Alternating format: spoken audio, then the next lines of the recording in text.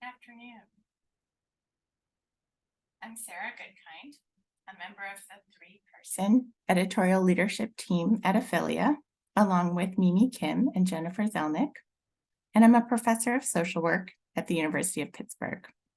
On behalf of both Aphilia and the University of Pittsburgh School of Social Work, I'm delighted to welcome you all to our webinar today, which is entitled Easier Said Than Done: Critical Feminist Praxis in Social Work.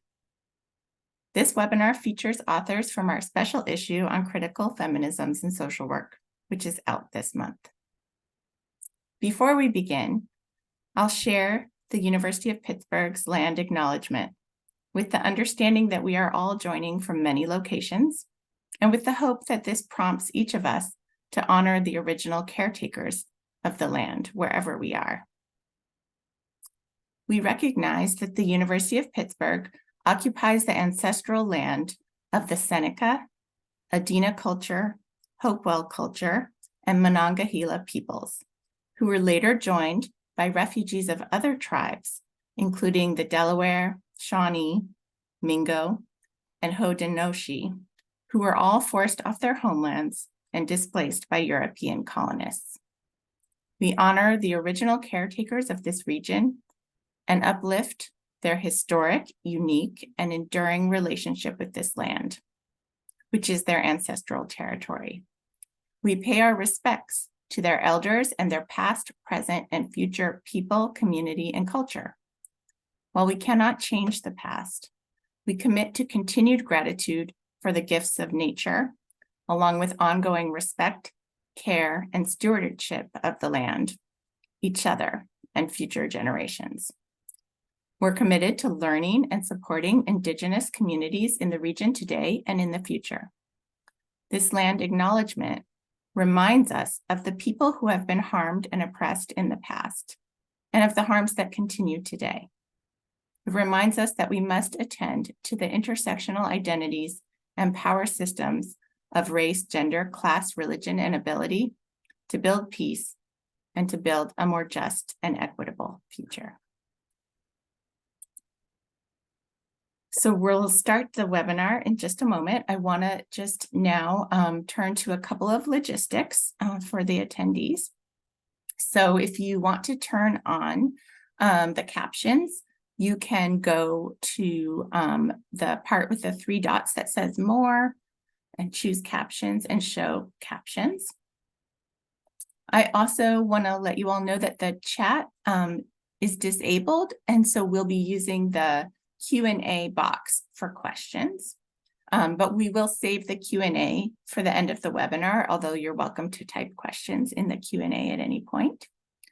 You also may see that this webinar is being recorded and will be available on Aphilia's YouTube channel after. So that's it for the logistics. Now I'm really delighted to have the opportunity to introduce Dr. Sarah Mountz. Dr. Sarah Mountz is an associate professor at the University of Albany School of Social Welfare. And here she is. She is also a member of Aphilia's editorial board and a co-editor of Aphilia's special issue on critical feminist scholarship. Dr. Mountz's research focuses on the experiences of LGBTQ+ youth in child welfare and juvenile justice systems. As a healing-centered researcher, she uses participatory and arts-based research approaches to generate research that can inform anti-oppressive social work practice. Prior to becoming a social work scholar, Dr. Mountz worked as a practitioner with youth in and beyond the child welfare system, and she's particularly interested in LGBTQ and other youth activism and organizing. And I have been delighted to work with her for many years at Aphilia, and I'm going to turn it over to her, our moderator. Thanks, Sarah. Thank you so much, Sarah, and welcome. And thank you to everyone who is here today to be in conversation with our fantastic authors and to celebrate the launch of this exciting special issue. I'm going to introduce our authors to you, and hopefully they will join me on screen and tell you what their contributions to the special issue is. So Dr. Asher BlackDeer is a queer anti-colonial scholar activist from the Southern Cheyenne Nation and serves as an assistant professor in the Graduate School of Social Work at the University of Denver.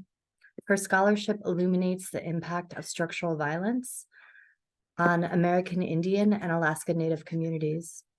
Dr. BlackDeer centers Indigenous voices throughout her research by using quantitative approaches and big data as tools for responsible storytelling. Dr. BlackDeer is a racial equity scholar with an emphasis on Indigenous tribal sovereignty and is deeply committed to furthering anti-colonial abolitionist work. Dr. BlackDeer's article is titled Unsettling Feminism and Social Work toward an Indigenous decolonial feminism. Welcome, Dr. BlackDeer. Thank you for being here today. Dr. Geeta Mehrotra is an assistant professor in the School of Social Work at Portland State University. Her practice experience and passion is in the field of domestic violence, with a focus on Asian and South Asian women and LGBTQ communities of color. Geeta has also been involved with QT-POC community building and supporting community-based approaches to funding social movement work. Her current research and teaching interests include the safety and wellness of women and LGBTQ people of color, race and racism in social work education, field education, critical and culturally grounded perspectives on domestic violence, and liberatory theories and methodologies for social work. Welcome, Dr. Mehrotra. Happy to be in conversation with you today. Brianna Sorensen is a PhD candidate in the School of Social Work at Loyola University, Chicago. Her clinical practice, activism, and scholarship focuses on fat liberation and challenging the anti-fat attitudes that plague our country. Brianna is a junior scholar in the Center of Fat Liberation and Scholarship, which is an international research center founded by the late Dr. Kat Passe.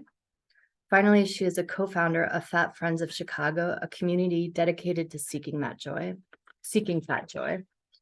And Dr. Mehrotra's article is titled How We Do the Work is the Work, Building an Intersectional Queer Praxis for Critical Feminist Scholarship. Brianna's article is titled Fat Liberation, How Social Workers Can Incorporate Fat Activism to Promote Care and Justice. Finally, we have Jessica Saba, LCSW. Jessica is a licensed clinical social worker and a doctoral candidate at Michigan State University School of Social Work. Her research interests include examining the intersections of settler colonialism, resistance, and gender, particularly within the Palestinian context. Jessica's article is titled No Free Homeland Without Free Women, Talat's Indigenous Feminist Movement. Thank you all so much for being here today. I think I'll be smiling the whole time because I'm so excited to have you here and to be in conversation with all of you. I think that this is going to be really exciting. So to start, I wanted to ask each of you to tell me your origin story as a critical feminist social work scholar. So thank you, Dr. BlackDeer, for this question. And will you get us started? Absolutely. Thank you so much. I'm so excited to be in community with you all and to just have this conversation. I am already receiving so much good energy just by being in this space with y'all. So I'm really looking forward to the next couple of hours together. So yeah, I love origin stories. I love hearing people's journeys and where they're coming from and where they're going and those sorts of things. And so my journey to becoming a critical feminist scholar actually, I don't know. It's hard to say a beginning point, but I have a couple of moments that pop out in my memory. So I'm a survivor of sexual violence, and my sort of like mandated helper person, it eventually became my therapist, and we did some really great work together. And I was actually doing, I think, my first conference presentation. It was the Minority Women's Conference, and I was a master's student. And we went to OU, we went to Oklahoma's campus, and my mom came, my grandma came, and like they sat in the audience and took notes and stuff. But my therapist came too, and we just really had this beautiful moment afterwards. And I was like, this is what it's supposed to be like. Like, this is like showing up and like witnessing, like it wasn't just in like the confines of like our therapy sessions. And then just building community from there. And then in my doctoral program, we were supposed to take classes outside of the School of Social Work. And so I wanted to take a class in the Women and Gender Studies department. And so I emailed the professor beforehand and I was like, hey, do you talk any about Indigenous feminisms? Like, I'm really interested in taking your class. And she was like, you're welcome to take the class. We don't have anything right now on Indigenous feminisms, but just come on and we'll figure it out. And I was like, okay. So I take the class and she was like, Autumn, I rewrote the entire syllabus because you asked me that question. And I was like, well, hey, lady, like, thanks for doing the work. And I was like, see, like, sometimes it's just asking questions and like providing people the opportunity to grow.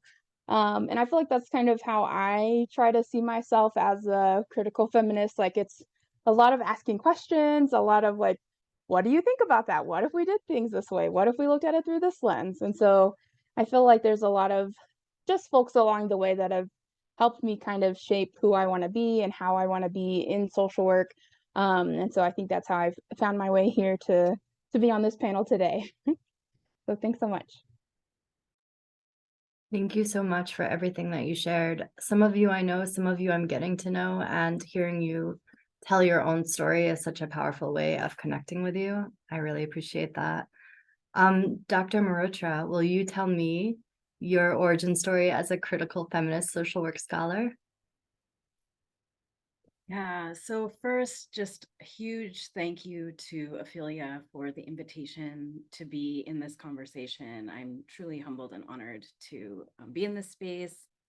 And I also just really feel like I need to name that many of us are in deep grief right now and mourning, and that we are doing our work, our critical feminist work, in the context of ongoing genocide of many kinds, including this current moment in Palestine. And I think, feel like I just, even just for myself and the ethos of my paper, which is that how we do the work is the work, like I just feel like we need to name that that is part of what is in this virtual space with us. I also just want to say this question is so hard for me, and I really appreciated it. And also, like, I'm an associate professor. I'm like 10 years into being in my academic life, and I still feel like I don't have a good spiel about myself. Like, I don't have a good elevator pitch. Like, I don't have a really great origin story. But I really appreciated the reflection, because I think part of what it made me really connect was how much the paper that I've written for this special issue is so linked to my origin story as a researcher, which probably is true for all of us in different ways. So I think, despite the fact that here I am in academia, I actually never thought that I would be a researcher. I did not understand that getting a PhD was about being socialized to be a researcher. I actually was really drawn to getting a PhD because of social work education, and really wanting to teach, and really wanting to make social work education better, because I had just a very, let's say, less than ideal experience in my own MSW program. And also, honestly, like part of it was really personal for me around having immigrant parents and coming from a family where education was really valued, and feeling a certain kind of, I don't know, I guess, responsibility to sort of leverage the privilege that I have as someone who was growing up in the US and had this opportunity. And so once I got into my doctoral program and I understood that this was actually about research, like barely anyone was going to talk to me about teaching, it was very clear to me right away that critical, qualitative, creative approaches to research were where I felt the most kind of personal and professional resonance. That said, I think my politics prior to coming into higher ed, and I mean, really even still now, were deeply informed by my practice and activism. So largely my politicization has come from and continues to come from women of color feminists, queer people of color, queer and feminist South Asians, women of color doing critical abolitionist anti-violence work. And so all of that, even though I was all ambivalent and confused about research, that was really clear to me. Like those commitments and that politicization that was coming with me into academia was just very solid. And so I think it made sense that then those politics kind of became an important part of how I tried to do my work as a researcher. I think the other thing that I'll say is that, and I talk about this some in the paper, but I think over time I've come to really think about my scholarly identity a bit differently. So I think in our field, like social work, I think is very oriented around like, what's the topic? You know, what's the social problem that you study, or what's the community that you're the most committed to? And I think that's important, right? I understand why that's important, and we all have our elevator pitch about that. And that's often a way that we get defined as scholars. But I think what I've realized for myself over time is that in a lot of ways, my identity as a researcher has been much more rooted in and interconnected with my epistemology, my values, and my political commitments. So I don't have just one topical area of work. I actually have several areas that I have written in. But I think the values, commitments, methodologies, epistemologies that I use and that I'm sort of deeply committed to are all part of whatever topical area or population or community that I'm working in. In fact, my first year in my doctoral program had a philosophy of science class with Dr. Susan Kemp, whom probably a lot of folks here know as a feminist scholar. And the final paper we had to write was something about like writing about your topical area of interest. And I remember that like my whole paper was basically about how I thought that was the wrong starting point, and that I felt like we needed to start with what our political, epistemological, and methodological commitments are and who we are, because so much of who we are shapes how we do the work that we do. The last thing I'll say really quickly, I'm probably out of time, I have no idea. But the last thing I'll say really fast is just that I think something else that I've struggled with a lot in my identity as a researcher is that we live and work in a discipline where I think empirical research is sort of the gold standard, right? For tenure and promotion, for sort of being legible. But honestly, and I've done enough of that, right? I've kept my job, I have tenure. Somehow I've made it through doing that. But also, you know, when I think about my critical feminist work and where I really feel like I have been able to bring that voice the most authentically, and in some ways the projects and papers that have been the most meaningful to me have not been empirical research. They have been conceptual pieces. And for me, I think a lot of those have felt like they've been the papers that have felt like the most personally meaningful. They've reflected the most about my intersectional identities. They have felt the most politically congruent. And I think honestly, maybe my most meaningful, kind of the most meaningful things that I've done as a researcher. And I think I'm, you know, now that I'm at sort of the place that I am in my trajectory, I'm less angsty about that.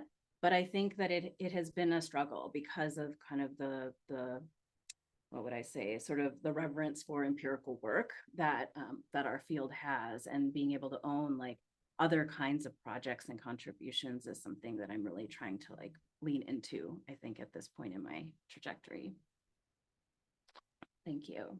Thank you so much, Geeta, for naming so many things about our context within social work, and also this context that we're having this conversation and the grief that so many of us are holding. And having known you for a while, it's such a gift to hear you tell your story at this moment. Thank you. Bree, can you tell me your origin story as a critical feminist scholar? Absolutely. Thank you.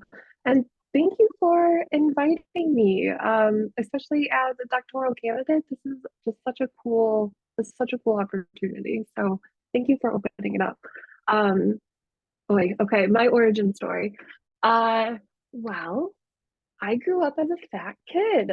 And I am sure that I'm not the only fat kid in this space right now. And I also know that I am not alone in experiencing, maybe the trials, tribulations, and honestly just hell of navigating the world as a fat kid. And when I think of myself in this space, I guess I often maybe think of myself as a protector simply because nobody protects fat kids, right? And particularly children's bodies, right? They're used as cautionary tales, right? Of this like impending doom that could happen and their bodies that need to be fixed. And I think a lot of my work and I mean, with critical feminisms, right, is I can provide this radical self-compassion, right? For other, fat folks traversing the world, but then also, radical self-protection over my own little kid parts, right? And I just felt like, and I also want to, kind of add on to Dr. Mayorda's, talk about conceptual pieces, right? Because I really felt like this is my first article that I've ever published, and I really liked starting at the conceptual stage. I felt like it gave me the opportunity to be able to, perhaps like speak to my younger self, right? Advocate on behalf of myself, being able to advocate on behalf of the fat community. It provided me new knowledge and new areas to, validate myself and then also just kind of call out that this stuff is trash, right? Diet culture is trash. And I also wanted to point out in the article that it's really hard to have protectors, right? When the dominant narrative is fatness is a disease, it's an epidemic. There's a multi-billion-dollar industry just devoted to fatness is bad and making sure that you don't look like me. And I mean, ultimately, right, this country just hates fat people, if I can be honest and critical about it. But that's what's cool about like being in these critical feminist spaces and these fat studies spaces is I feel like I get to be that protector. And particularly with the conceptual article, I felt like I actually got to put my own voice to this, right? And it really felt like a healing process, right? Where I got to express grief and also just such deep anger, of going through, at least thus far, the majority of my life, like really hating my body. And yeah, just being in these spaces with all these very cool radical feminists has been so profound. And so I think my origin story, sometimes it feels like my villain origin story because I'm so angry. And I just want to call out all of this stuff. And I'm hoping, along with, my awesome like critical feminist support system, I'm hoping I can, move through that anger, right? And maybe in 10 years land in a different space. But yeah, that's it. Thank you so much, Bree. I'm hearing so much in everyone's origin story of this work as healing practice and your stories as counter narratives and your work as counter narratives. It's really coming through. Jessica, can you tell me your origin story as a critical feminist scholar? Yeah, thank you all for having me here and just having this conversation. Really is an honor, and I'm so just moved already in this first few minutes of the conversation. I think what Dr. Mehrotra said about who we are shapes the work we do. I think that's how I started with like thinking about this question, because like I kind of went far. I was like, why am I here? Why am I in the US? And it just goes back to like my family's experience of settler colonialism and forced expulsion, and like scattered my family across continents. And then like growing up here, also, immigrant parents, and there's experience of the anti-Arab discrimination and like very clear intergenerational trauma. And so I don't I kind of was interested. I think that's what maybe initially was leading me to social work, was more of the mental health side, and I have a dream to be able to be fluent in Arabic and provide those services. But I think maybe the first experience that I didn't really think about it as a critical feminist experience or, work was when I finished right out of undergrad, and I went to Palestine for like the first extended time and facilitated a girls' participatory action research project in a refugee camp in Palestine. And which is basically, and they were like, I don't know, 11 to 15, 16, small group. And we, had a partner organization there in the refugee camp. And just basically, it's like, making research accessible. And it's like, what's important to us, So they went and like had cameras, went through the refugee camp, took pictures and came back and like talked about what they saw, what they noticed. And together like chose a topic they wanted to focus on. And then we ended up doing it a few more times. So depending on like what the question was, like did interviews or did site visits and observations, and then based on that took action. And so and with that we also did fun stuff. We had art and photography and field trips and skateboarding and yoga, and so I think that maybe is like that first kind of, I guess, the action, without having that thought in my mind, just somehow being led to that path. So I'd like to do that again, that kind of work. But right now, my dissertation is focusing on Palestinian women's acts of everyday resistance to settler colonialism and patriarchy. So I think I think from the beginning, it's just been the different things that I've done, to lead me here. I think it's been like a lot just driven by values and, just like community and solidarity and mutual care and social justice. And yeah, I think that's, I'd like the work to continue in that direction, and there's a push towards like dismantling those systems of oppression, and so that we can, maximize or just experience human flourishing. And yeah, so that's my part for now. Beautifully put. Thank you so much. So many folks I know who do PAR were doing PAR before they knew to call it PAR. I think that was my experience too. And I hear that especially with young people, like doing PAR with young people or as young people. So it's joyful to hear you talk about that. Thank you. So I wanted to, for folks who haven't yet had an opportunity to read this incredible special issue, I wanted to hear you all, or who have, to hear you all talk about the articles that you contributed to the special issue, and how you approached that project, or the concept, the conceptual piece, the empirical research, whatever format it took, for the contribution you made to the special issue. So I'm going to go in the same order, beginning with Dr. BlackDeer. Yeah, absolutely. Also, Bree, I was thinking about, there's my like Indigenous feminist icon heroes, Sarah Deer and Jody Bird. They have an article talking about like the healing power of rage. And I just lean into that so much. I'm like, you don't actually have to turn your anger into anything. Like, it's doing its job right now. So you don't have to resolve it. Yeah. Yeah. And also, most villains have PhDs. So, I mean, I think we're in the right profession. Like, so yeah, just lean into your villain era.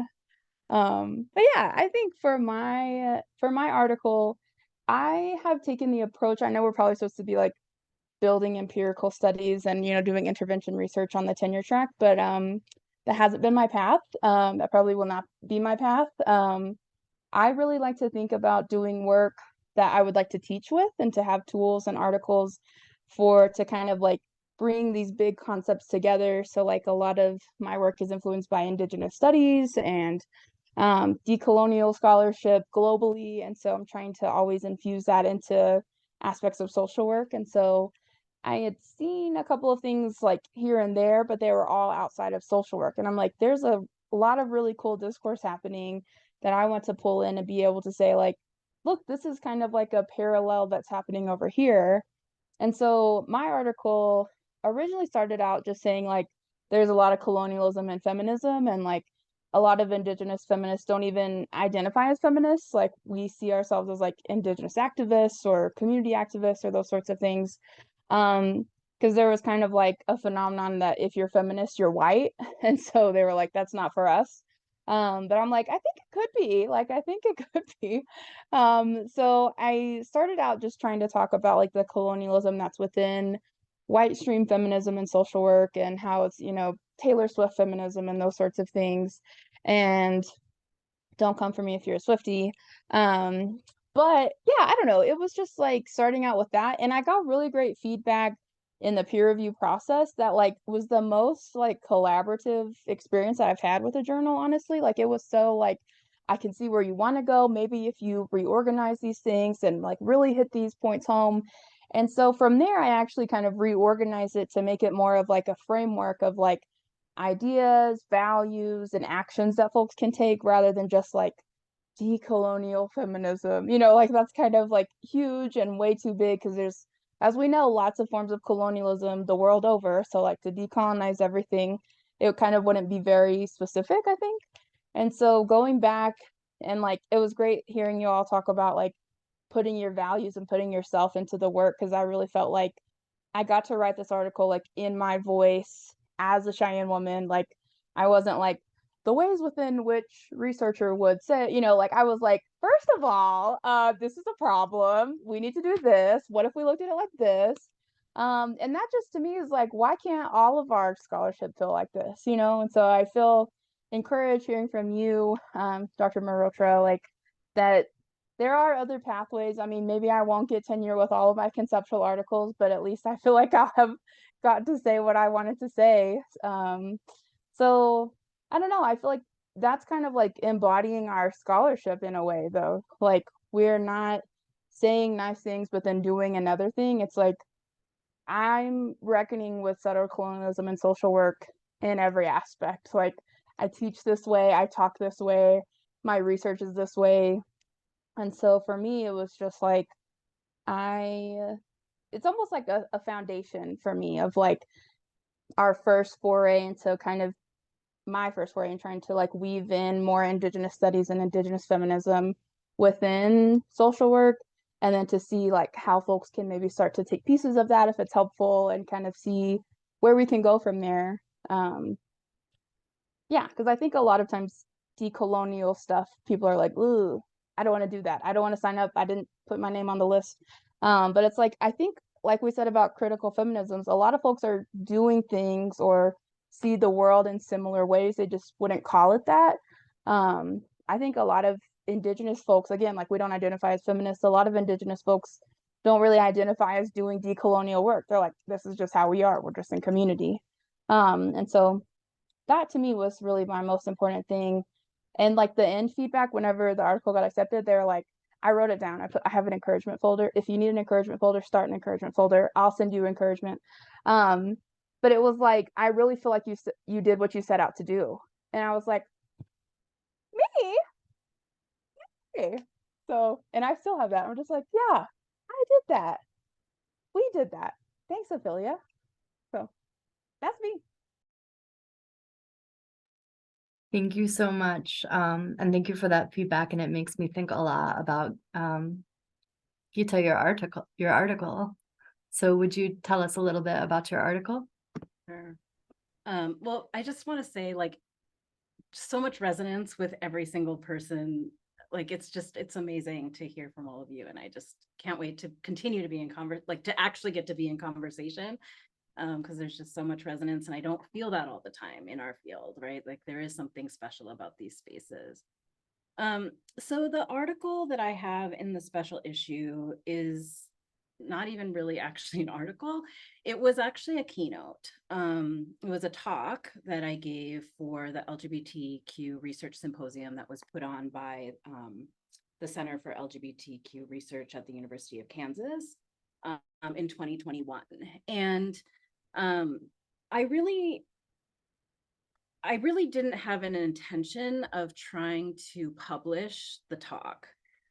But over time, it became a whole project. Like, it just became a big thing. Like, I spent a lot of time and energy on it, and I actually engaged with a lot of collaboration. Like, I had friends and colleagues like giving me feedback, and I think I just realized when I was done with it that that I wanted it to be out in the world, and that one of the things that I have been interested in around critical feminisms is playing with the form of academic writing. And I really appreciate, Dr. BlackDeer, what you said about just like getting to be yourself. And, you know, I don't actually think that this paper like translated, like it felt different as a talk than it does as a paper. Like, it's not like a great translation because we talk differently than we write. And, you know, it was kind of, there were just things about speaking it out that felt really different than reading it on paper. But I still felt like it was a little bit of an intervention into like academic writing has to be one thing, academic publishing has to be one thing. And I think that keeping that format also kept kind of the spirit of the content alive, which was really around, well, first it was very personal. And I wouldn't necessarily write as personally for a kind of a traditional publication. It also was meant to be questions for the field. Like, I wasn't really putting out in the paper, like, here's what I think we need to do. It was sort of putting out ideas and saying, like, what could this look like? What might this feel like? What could we imagine differently if we did our work in a different way? And I think, you know, part of the critical feminist aspect of the work is, you know, what we've already been talking about is just really trusting lived experience as an important part of knowledge production and like how we know and what we know. So the paper, I guess the paper / talk, the central argument is really about getting, it's exactly in the title, which is really getting sort of feminist and queer scholars to think about our political commitments, not just in sort of the topics that we study, but in how we do the work. And so I kind of, I have to say that the talk was really inspired by a collaboration that I had with Dr. Stephanie Wahab and doctoral student Kelly Myers on slow scholarship. And slow scholarship is a movement in academia that's really calling for us to slow down, to kind of push back against like the kind of neoliberal, white supremacy, heteropatriarchal norms of kind of efficiency and productivity. And instead to kind of examine, you know, the pace and the values alignment of our work. And for me, when I started to read about slow scholarship, it just like put into language like what I felt like I already was doing. But there was something more for me when I began to think about what it meant for me to be a queer person of color in this space, and to think about the ways that my lived experience as a queer South Asian woman could extend and inform the work on slow scholarship. So that's sort of what I tried to put together in the paper. And specifically, I kind of put forward the idea of what I call an intersectional queer praxis that brings together, again, like lived experience as queer people and this kind of slow scholarship research or conceptualization. And I talk about sort of 4 things for us to center or to think about in our work. And one is reimagining time. The second is centering relationships, community care, and collaboration. The third is embracing complexity and disrupting binaries. And the fourth is attention to embodiment and emotion. And so that's sort of what I lay out in the paper as like, what might be possible? How could we imagine our work differently? What might it open up if we sort of centered these tenets in how we do the work? I also want to say that I don't think that anything that I wrote was a new idea. But I believe very much in Audre Lorde's idea that there are no new ideas, there are just new ways of making them felt. And I think that I was feeling these ideas in a particular way when I tried to bring them together and then sort of put it out to our field as kind of food for thought. I think the last thing I would say about the sort of critical feminist aspect is that I was really trying in the tone and particularly as a keynote, which I had never done before and probably will never do again, that I didn't want to be an expert voice. Like, it really felt important to me to one is like to have my own voice, but also, you know, part of the feminist project, right? To have it be an invitation, to have it be an invitation to think collectively about our commitments and about what we're doing and about our kind of our larger picture goals of liberation. And I think that was something that I tried to capture in the talk, sort of comes through in the paper, maybe a little less so than it would in a conversational style, but that for me was also like a feminist, it felt like kind of an explicitly feminist value in how I approached it. Thank you so much, Dr. Mehrotra. And again, like having known you over time, I think you spoke to so many of the things that I think when we start our doctoral program and have like these really maybe innocent expectations or whatever expectations of what social work education will be, the misalignment that we experience can be so jarring, and it's so felt, and we carry it in our bodies. And I remember having these conversations with you, and so to see you put that forth, I think was just really powerful, having lived through some of that experience with you. And we all still experience these tensions. Thank you. So Bree, can you tell us about your article? Absolutely. Okay. So my article really started with, I have this really like incredible opportunity to be in spaces specifically with fat study scholars, right, and fat activists, and obviously there's the Venn diagram of there are some fat study scholars who are also social workers, right? But I noticed that this discourse it's not very prevalent in social work right now. I think that there's been some very cool articles, you know, within the last couple of years, and social work is really just beginning to scratch the surface of this conversation. And so in my article, there was a couple of things that I wanted to be able to maybe contextualize. So the fat liberation movement has been documented, right? It's been around for about 70 plus years, right? So this is a movement that it's been around for a while, right? And the juxtaposition with that, and then the conversation that social work is not having, right? I just think that is very interesting. And so I wanted to be able to provide, I mean, maybe a brief history of the fat liberation movement in the article, because I wanted to, I've gotten feedback regarding like, oh, Bree, this is such a new idea and new concept. And so I really think I wanted to put myself in the accurate placement of history, right? Which is I am one tiny little piece of this very large movement. And so I think that was a big component of what I wanted to make clear in my article. And another important thing, and I am saying this as an eating disorder therapist, right? A lot of the dialogue right now in social work still really focuses around, you know, diagnosing and eating disorders. And that is such a critical, important part of this conversation. And I definitely don't want to minimize that. And I wanted to create an arm to talk more about the social activism that goes into this, the liberation, the social justice, right? The community building.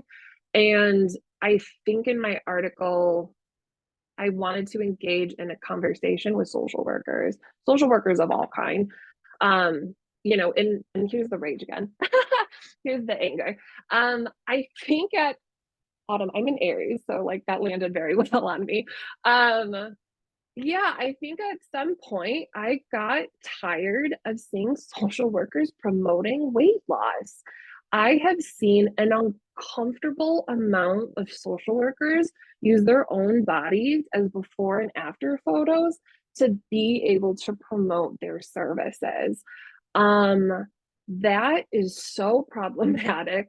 That is beyond problematic. And I think I got exhausted reading social work articles about this epidemic, and I got exhausted reading articles about like food deserts and how communities need access to food so that health, right? Like it can't just stop at communities need food. There always has to be this like, well, now we have to make your body change in some way.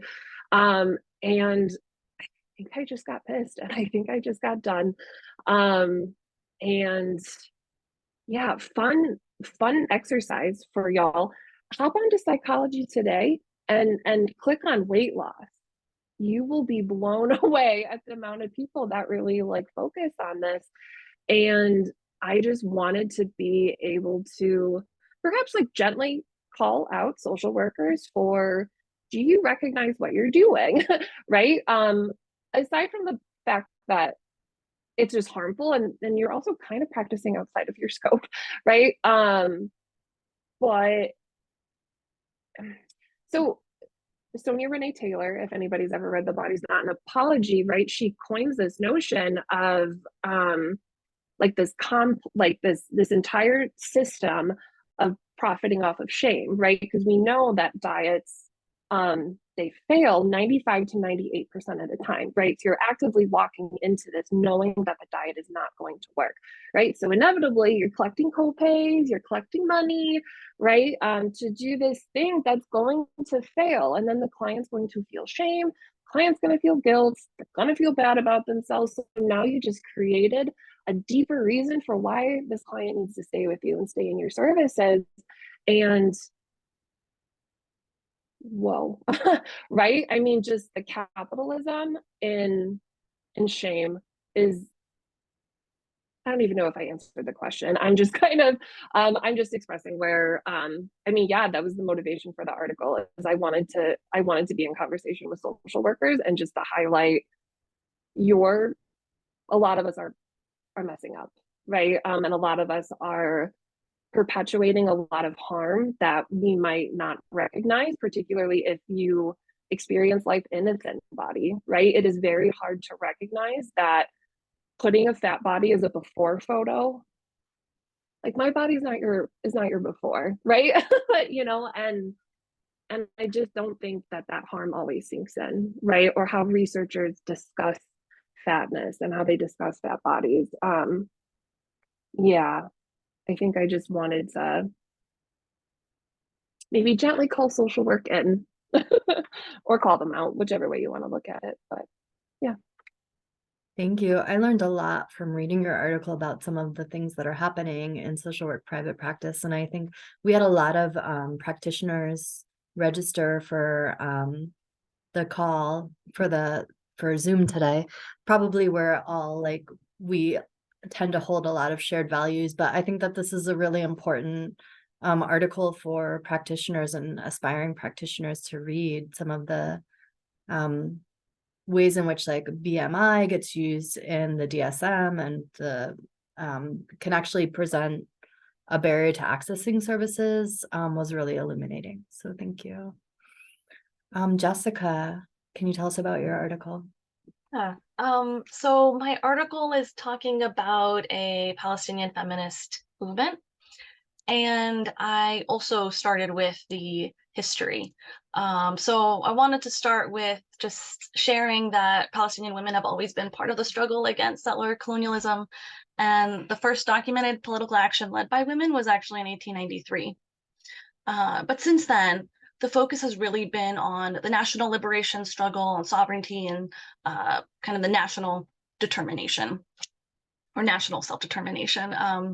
And, you know, the idea was we get there and then we can talk about women, you know, and so fast forward to a few years ago, there's a continuation of this women-led activism, but now rejecting that hierarchy. So we haven't gotten the national liberation yet. Like, we can't wait any longer. And so rejecting the hierarchy of priorities. And so going back to the title of the article is No Free Homeland Without Free Women, Tala'at's Indigenous Feminist Movement. And Tala'at in Arabic means to like step out or rising up. And sorry, just one moment here. I wrote some notes. And so they're an example of a Palestinian Indigenous feminist movement that really came to life after the femicide of Isra Ghraib in 2019. And when this happened, this organization, I mean, they're not actually an organization, they're just women who've, and allies who've come together. They organized thousands of Palestinians across the West Bank and Israel, and even in the diaspora in Berlin and Beirut, on the streets, and under the slogan of No Free Homeland Without Free Women, and really viewing the Palestinian liberation as not only a national aspiration, but a feminist and a queer liberation struggle.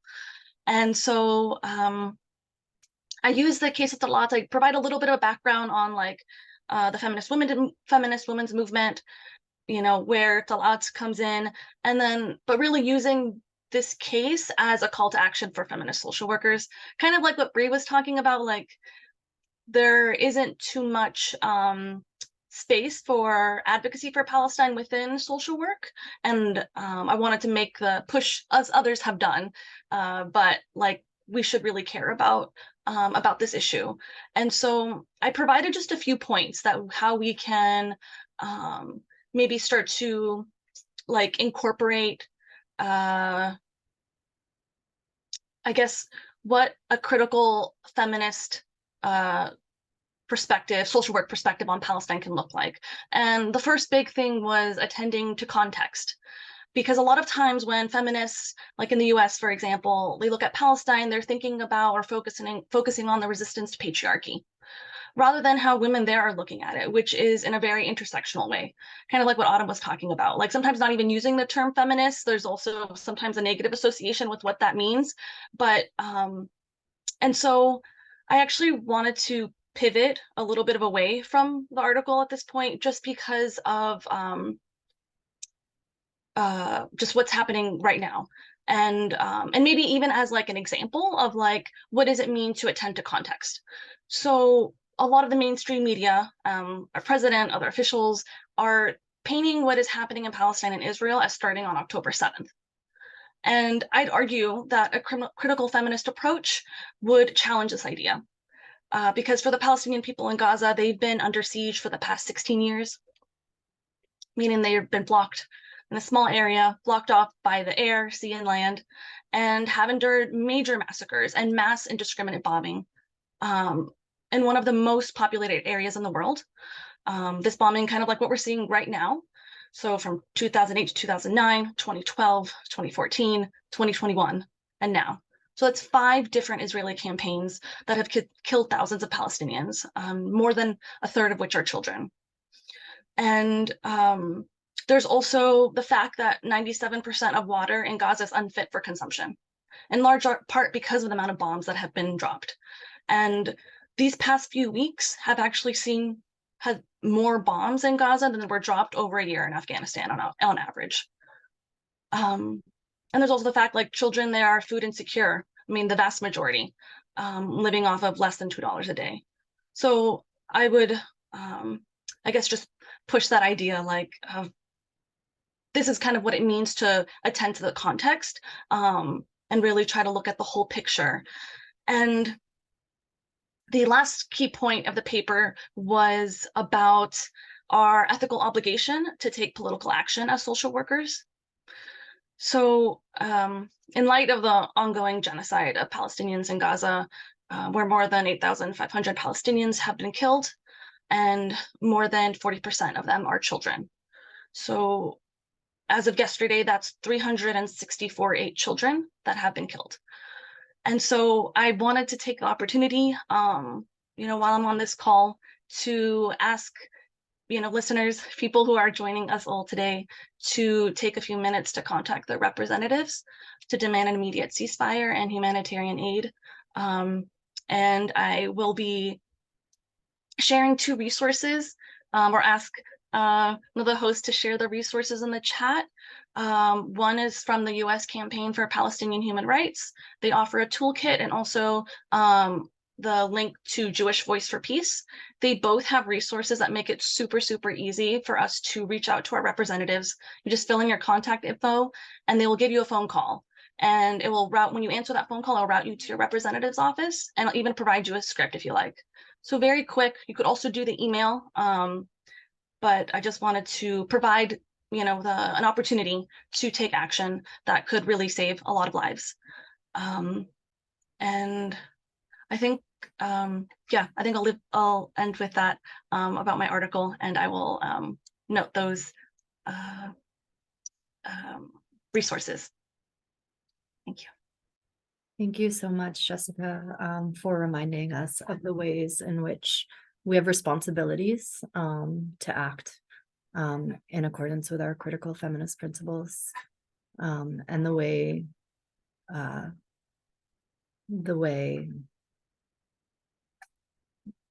the narrative is being presented, and for challenging that narrative. Okay, so relatedly, what specific impact upon social work and or upon feminist social work did you hope to have through your work in the special issue?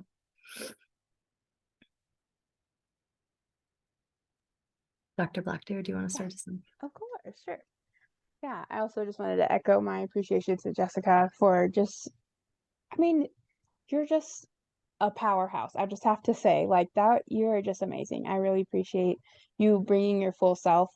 And like, you didn't have to educate us, like, it's always like, it's hard enough to just exist and to be here, but like, you go above and beyond. So I just wanted to really highlight you're doing a lot of work. So I appreciate that. I feel like impact. I think a lot of times people want us to like have impact for social work or for academia is meant to just show that we should get another grant to fund another thing so we can show more impact, so we can get another grant so we can show, and so for me, I don't think about things that way. Like, I think, how we've all been talking about values, I think a lot about like, am I being a good relative? Am I, like, I describe myself as like an ancestor in training. And so I'm trying to think about like the next generation of folks that are coming after me, like, hopefully they can have that already foundation of like, oh yeah, Dr. BlackDeer talked about impacts of colonialism in kind of interrupting white feminism and social work. Because like, I think we're all clearly feminist social workers, but like the way that feminism shows up throughout social work is very like piecemeal and fragmented, like, and this has been happening for decades now. Like, there is a call at the beginning of the 2000s where folks were like, we would love to integrate feminism throughout the curriculum, and folks were like, nah. And so it's kind of like, we're still seeing that today. Like, when do you talk about feminism really in your MSW program, maybe in your doctoral program, right? And so it's usually just relegated to women's issues, right? We get maybe 1 week of women. And I'm like, to me, I think I really wanted to say that these things can really kind of give us language around teaching these different things across the curriculum. So I'm teaching our power, privilege, and oppression class right now. And I try to approach the classes like introducing a lot of different frameworks. So like, we talk about decolonization, we talk about abolition, but we're also talking, like this week, we're talking about queer theory. And I'm like, oh, my little queer heart, but it's like, these are all critical theories have these sort of like overlaps and kind of different ways of doing things. My co-instructor, Professor Coy, she talked about Afrocentric social work last week, right? And so it's like, there are a lot of different ways to practice and to be a critical social worker. And so I see these things as like, again, giving people an opportunity or an invitation to say like, maybe this lands really well for me, or maybe this piece can kind of give me language to talk about liberation, or to have the idea about what is a praxis? How do we do that? How do we embody our scholarship, right? And so for me, if anybody takes anything from my article, it's really just the kind of the idea of like an elsewhere, like there's other ways of being in the world, there's other ways of being in the academy that are not defined by like Western, cis, hetero, all the things, you know, that you can be indigenous and native and, you know, like all these other things and, you know, do double horns on your talk and all this other stuff. And that's it, you know? So that's my hope for impact, I think. Thank you so much. Dr. Marotra. Kind of feel like I've said a lot about this already in different ways, but I think, you know, fundamentally, I mean, again, it's sort of like in the title, but I really wanted people to think about like how we do the work, not just like what do we study or our topics or our communities, but like how are we being as scholars, as colleagues, as people who have a tremendous amount of power in terms of shaping knowledge production. So I think that's one thing. And I think I sort of think about like Adrienne Maree Brown's work around like fractals and like what we practice on a smaller scale and like what that makes possible on a larger scale, or just even thinking about practice, like what does it mean to practice like new ways of being and see what that can create, right? And so that was kind of the ethos. And I think kind of wanting to, in my own way, and this is where I think the origin story thing really came full circle for me when I was like thinking about these questions, where I was like, I'm also trying to put some voice to my own lived experience as a scholar and to my and my own values as a feminist scholar. I think I also wanted to think about both queerness and critical feminism outside of just outside of bodies. So on one hand, I'm saying, you know, I have so much value for lived lives and like lived experience as a source for like theory making and knowledge. And I think of queerness and feminisms as politics as well. And so I think some of what I was, you know, I talk about in the paper is like, I've never really thought about myself as a queer scholar in the sense that I've never, not even one time, done a project that's focused on queer people. But I think that the queerness of my scholarship is about how I have done it.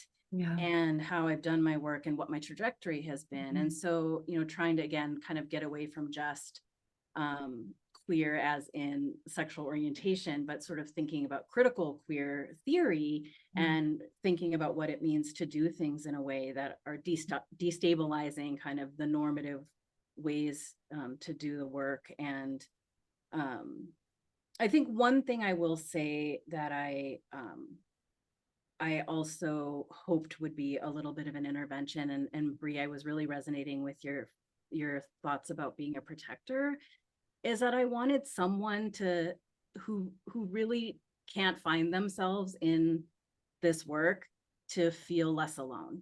Yeah. Because I think if I had read any of these papers when I let alone all of them. Yeah, I mean, I just think there is something about wanting to give voice to something that hopefully would resonate with other people and make their work feel more possible. And it's a little corny to say that, but I do think that, you know, spaces where we can be unapologetically ourselves are so rare, and certainly in the world of publication. So getting to put out something that felt really like myself, and hoping that that would open up space for somebody else. Thank you. I think there's so much messaging in our socialization process as academics, first as doctoral students and as faculty members, that would have us displace ourselves from ourselves, that not listen to our intuition, not be connected to our authentic selves. And so I think it's really important for people to see that there are other ways to do it and be successful, to kind of contextualize all the messaging that we get about kind of, you know, sometimes the need to abandon ourselves in this process or move away from what feels right. Thank you. Bree. Yeah, my impact. Yeah, I mean, I really just wanted to kickstart a deeper conversation. I think I feel so simplistic, but I think some things that I really wanted people to maybe sit with was add fatness to your intersectional lens, right? Sabrina Strings, oh, read this book, but she really teaches us, right, that anti-fatness is rooted in white supremacy, right? That's where this comes from. The policing of bodies, particularly the policing of women's bodies, right? Trans femme bodies, and also as a queer person, right? The notion of fatness and trying to navigate your own sexual identity, trying to navigate gender expression, gender identity. I know as a fat person, it took me a while to be able to embrace my feminist because I had this thing in my head of if I'm a queer woman, that I'm supposed to be more butch, right? Even though that's not who I am, right? So then I don't know, sometimes it can just get sticky in your head, you know? And I think that this is an important thing to bring in, right? Because it's going to, I mean, these are our bodies, right? These are our homes. This is going to impact our experiences in the world and how people interact with us. And we have to talk about that, right? And I think I also wanted to maybe point out that, you know, activism and social justice can look like a whole bunch of things, right? It can look like, you know, I get to be the cool co-founder of like Fat Friends Chicago, right? Like it can look like that.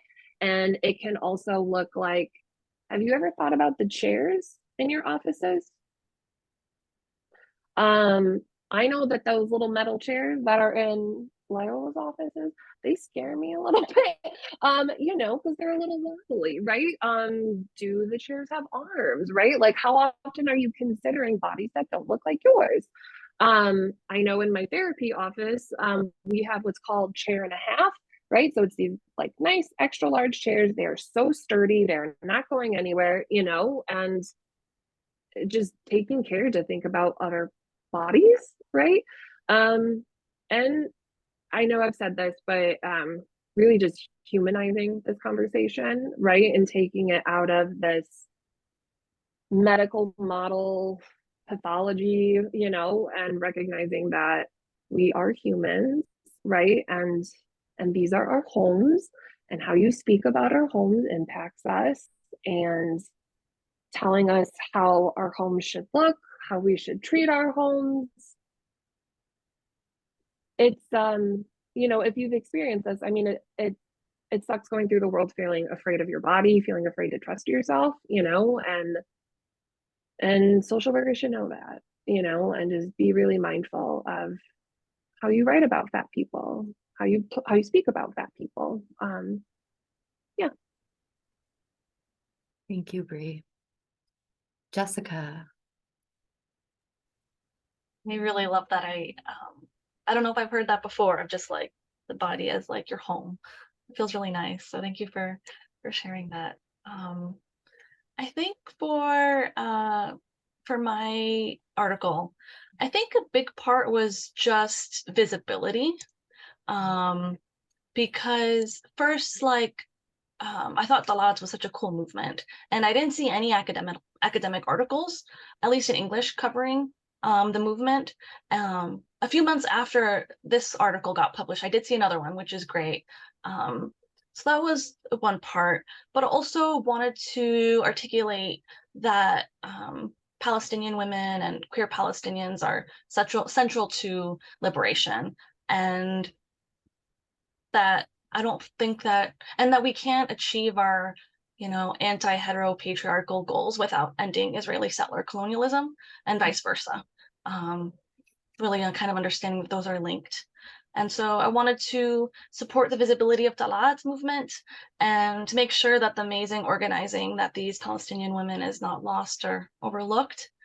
But maybe on a bigger scale, it was the visibility to just say that, you know, Palestine just say Palestine in social work, to, you know, have that in the social work journal, to say Palestine is a feminist issue, Palestine is a social work issue, and reaffirm that there's an article that I really love. It's called Feminist Except for Palestine, where are the feminist social workers on Palestine? And it's written by doctors Nadira. It's actually published in Ophelia. I could also put the link for that.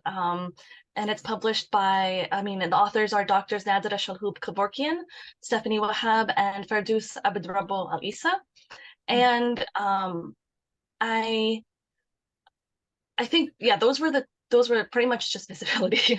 It was also my first paper, so it was kind of just a practice, and I had written it, and then I saw the call from Ophelia, and I was like, wow, it actually seems to fit. And I did want to put another ask here, because I came to my attention just like 2 days ago that the lead author on this article, she's Palestinian, Dr. Nadira Shalhoub Kevorkian, and she's also a professor at the Hebrew University in Jerusalem. And she signed an open letter protesting the genocide. Okay. And as a result, she's been asked to resign from her position by the leadership at the university. And she's been a target of a public hate campaign. Okay. So there's also a letter writing campaign to the leadership to reconsider their decision. And so I put information on a Google Doc, which also has like a template and the people to email, just, support another social worker. And also right before this call, I saw another one, Feminist for a Free Palestine. If anybody wants to join, I'll be joining that too later today. And yeah. Thank you so much, Jessica. And you're sharing that link to be dropped in the chat, right? For us to, thank you, take action. I appreciate that. So we're moving into our final question. And before I move into it, I want to remind folks in the audience that you can put questions you have for the group or for individual people in the Q&A. And I'm happy to ask those questions with the remaining time that we have. So please feel free to use the Q&A. And to kind of close, there's so many currents and strands that run through your work in terms of, I think, principles and values, despite being about so many different communities, sometimes overlapping. And so I wanted to ask, how does it feel to be in community with other critical feminist social work scholars who contributed to the special issue? And what would your hopes be for a collective impact that the special issue could have, or that we could have as critical feminist social work scholars? And I might let people, oh yeah, go for it, Doctor. No, go ahead. Well, then I'll let people volunteer to answer as they feel moved. Yeah, someone else can go first.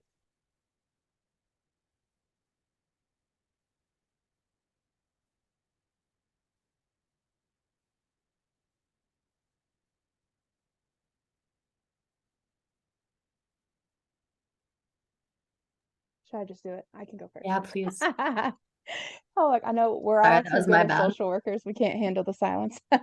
Or we can handle the silence too well. That's because we're all social workers. We're like, too good. Well, I think for me, I really enjoy just being in community. And I think a lot of times folks are like, what does it mean to be in community? And I think like, especially talking about like Indigenous communities, folks think that we're all just like barefoot outside in circles being in community. But like this right here, we're on Zoom. This is community, right? Like we're all like vulnerable and sharing, and like this can happen in your classroom. This can happen in your next faculty meeting. This can happen wherever, truly. And so I think like being in places like this and creating spaces like this is what I hope that we can kind of model for folks and show that like this is it, like this is what it can look like. It doesn't have to be some huge, expensive room rental kind of situation. Like it really can be like you just kind of set the container and folks will fill it up, right? Like Ophelia has set the container for us, and I feel like we have filled it up, overflowed, and it's just like this is how it's supposed to be. So I think that my hope for this and for continued conversations is that one, to model the vulnerability for folks of like we are ourselves through and through. We put ourselves into our work, we put ourselves into this conversation, And to kind of like step outside of that academic Western distance of like, I'm going to stand behind this objective wall and then produce.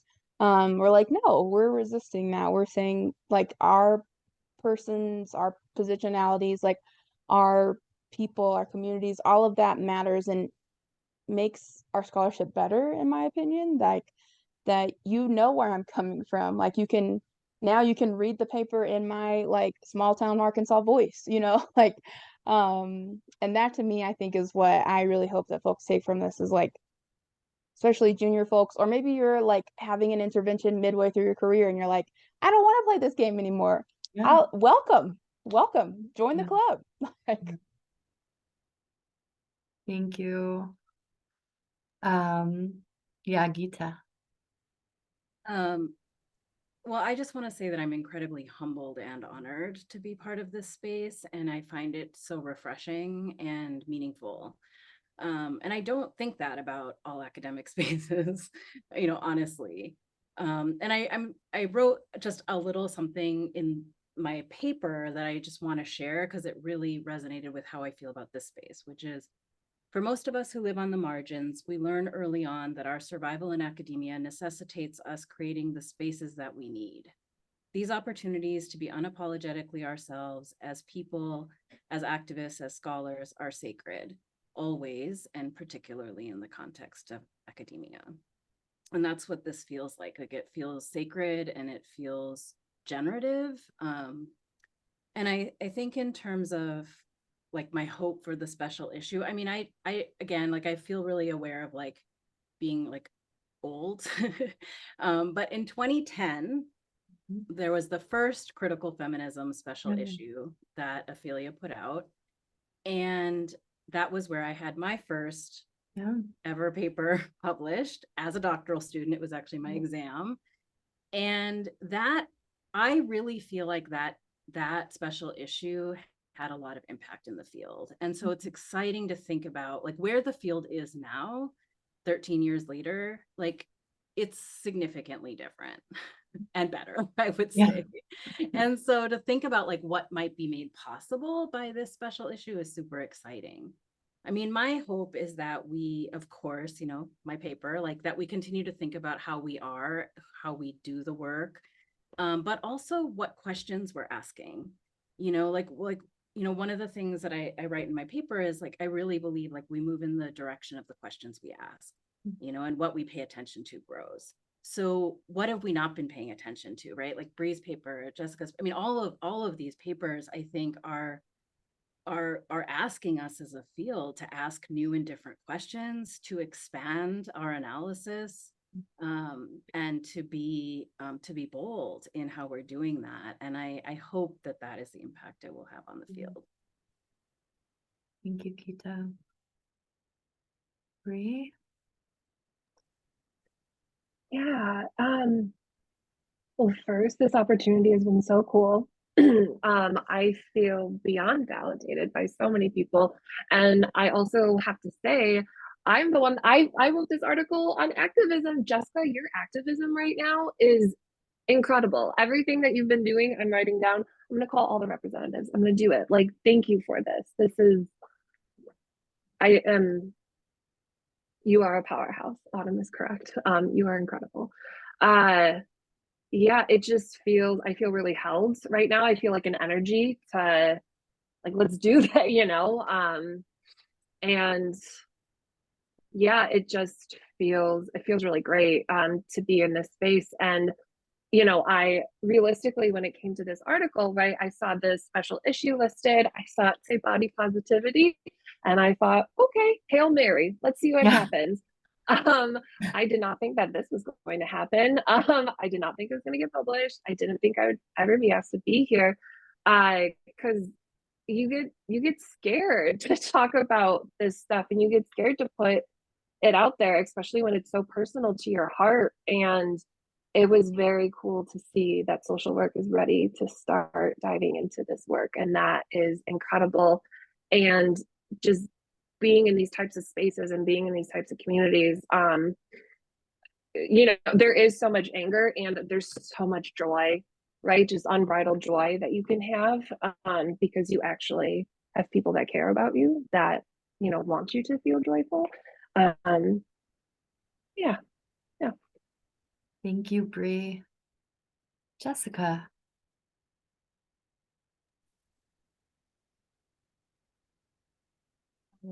Feels like still processing. Yeah. You know, it's probably processed as the days go. But it feels really, really good. Just, I don't know, for me in right now in this moment. And I think like probably I think getting this paper published, and then like since it was kind of like a shift for me, because I feel like since I started like kind of, you know, the PhD, being in academia, it was like, you know, more insecurity, more doubt, more like, do I have what I have to say? Does it even matter? Does anybody care? Because it's kind of, you know, like, am I even in the right space? And it like really deeply, I think, maybe not realizing how much like some of those messages and like have like sunk in. And so it feels like to kind of be on a little bit on the churning that dial. And that just feels really affirming. And I think I felt that reading the papers too, and could take something from each of just, you know, the wonderful scholars here, just from those 3 papers, like, and you know, when I read Autumn's paper, I'm like, this is what I was looking for. This is what I'm going to use in my dissertation. Yes.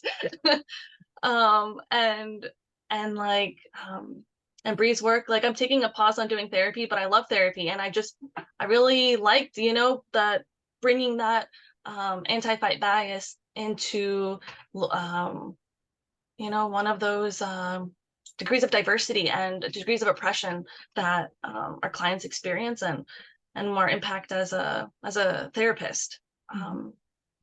And for Gita's work, I just I like the focus on imagining. I think that's what, you know, when you're thinking about maybe the impact of the issue, you know, like just imagining what could be and how things can be, and how social work can actually be like a force for good things, you know, moving away from our history. And just, I think if we just really, you know, followed the values, it really could be. And so, but I am leaving feeling just very hopeful and inspired. Thank you so much, Jessica. Thank you, all of you. I, as someone on the co-editing team for the special issue, we put out the call and we just got this massive influx of gems. And like you were saying, Gita, it was a moment of like, wow, social work really is a different social work than when I was coming up. And it was so exciting. And there was so much that had been underexplored, or that needed visibility, or that needed to challenge the way we think about and do things. So I was honored to be able to be a part of shepherding all of your work to this place. And it's been affirmed by sharing space with you today, just the value and power of the collective contribution. So I can't thank you all enough for your contributions to the special issue, and also for being here today in conversation with each other. I'm going to turn to the Q&A. We have only a couple of questions.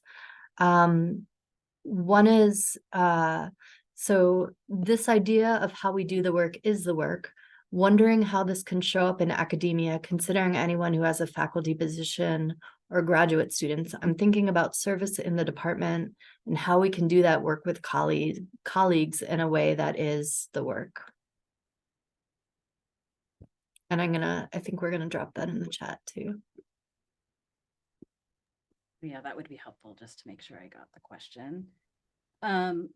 Well, I mean, I'm not going to offer a prescription, but sort of in the spirit of the paper, I think actually thinking about the 4 tenets that I kind of lay out in the paper, I mean, I wrote it about scholarship, but I think it really could apply to any of the work that we do, right? Like our work with students, our work on committees, like all of the things, which is like, how are we thinking about time and urgency and pace and values. How are we thinking about emotion and making space for emotion and embodiment as part of that process? You know, how are we thinking about relationship, which I think is something that, you know, as social workers, we are deeply rooted in relationship. And then academia, I feel like, is really like, like sort of not relational as a space fundamentally, let's say.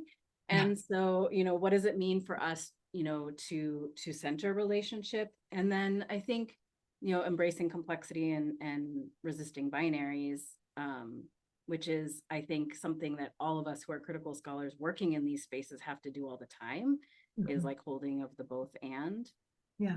I also just want to say that this isn't a prescription, like I said before, that it's imperfect. And one of the things that I write about in the paper, and I really strongly believe in, is the idea of trying to grow a practice, right? So thinking about, we're not going to be great at this. We're in systems that want us to do everything really differently from what I'm laying out.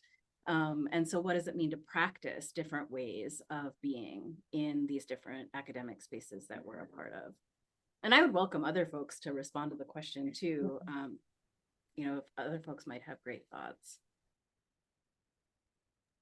Well, I don't know if I have a great thought, but I have a couple thoughts. Like when you mentioned graduate students, like I have